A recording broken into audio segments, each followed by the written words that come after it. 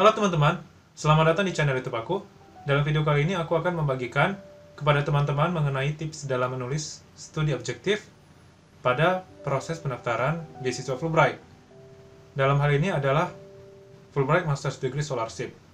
Karena kebetulan pada tahun 2020 yang lalu aku memiliki pengalaman lolos dalam beasiswa Fulbright. Nah, video ini akan sangat bermanfaat bagi teman-teman yang akan atau sedang mendaftar pada beasiswa Fulbright, khususnya program master. Oleh karena itu, selamat menyaksikan.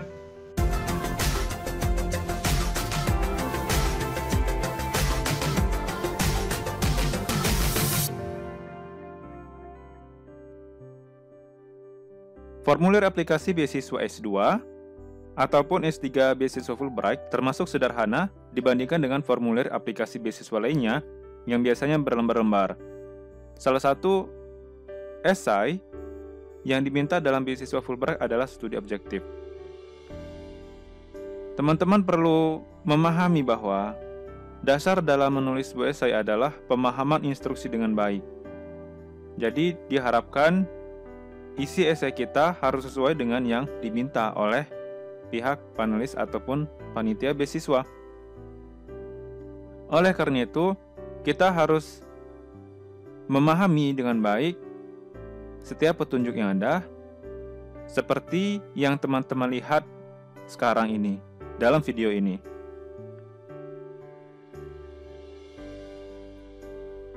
Jadi, di sana diterangkan bahwa studi objektif tidak boleh lebih dari satu halaman dengan spasi tunggal. Itu artinya teman-teman harus memiliki studi objektif dalam satu halaman. Kemudian spesifikkan mengenai bidang utama teman-teman dan minat spesialisasi yang ada dalam bidang tersebut. Jelaskan jenis program yang teman-teman harapkan untuk teman-teman ambil dan jelaskan bagaimana perencanaan studi teman-teman cocok dengan pelatihan sebelumnya yang pernah teman-teman lakukan dan tujuan hidup teman-teman di masa depan. Oleh karena itu, kita bisa pecah menjadi beberapa kata kunci. Yang pertama, satu halaman. Yang kedua, sebuah deskripsi jelas dan rinci mengenai tujuan studi teman-teman. Yang ketiga, berikan alasan kenapa teman-teman menginginkan untuk mengejar studi ini di Amerika Serikat. Kemudian yang keempat, jelaskan jenis program yang teman-teman harapkan untuk teman-teman ambil. Yang kelima, jelaskan bagaimana bidang studi yang teman-teman usulkan cocok dengan latar belakang pendidikan teman-teman sebelumnya ataupun pelatihan yang pernah teman-teman lakukan, baik di riset ataupun di profesional, dengan tujuan hidup masa depan teman-teman ataupun tujuan teman-teman dalam hal aspek pengembangan masyarakat. Di sini kita sudah mengetahui nih apa yang diminta dan informasi yang harus kita letakkan dalam esai studi objektif ini. Oleh karena itu, aku akan bahas esai studi objektif per paragraf agar teman-teman mudah untuk mengikutinya. Dan berikut adalah studi objektif yang aku buat sewaktu mendaftar di beasiswa Fulbright tahun 2020. Paragraf pertama. Jelaskan program apa yang ingin dilamar, meliputi nama jurusan, level S2 atau S3, fokus spesifik studi tentang apa.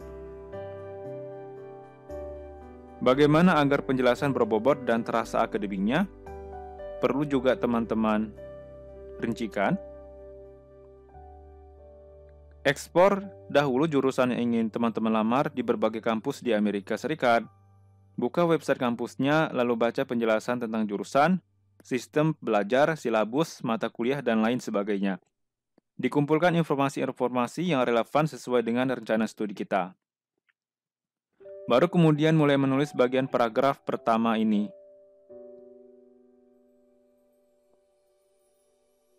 Nah, berikut adalah paragraf pertama dari esai yang pernah aku tulis. Kemudian, kata-kata dan informasi yang sudah kita dapatkan dari website berbagai kampus di Amerika Serikat bisa digunakan dalam menulis studi objektif. Yang paling penting, hindari menerka-nerka atau hanya menggunakan pengetahuan yang didapat dari kata orang belaka. Penjelasan kita nantinya akan terasa jauh dari bahasa akademik.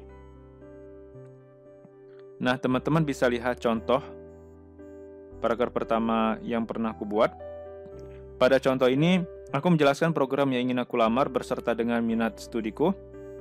Selain itu, aku juga jelaskan sedikit tentang tujuan utama ataupun tujuan aku di masa depan yang ingin kulakukan nanti, terutama di Indonesia.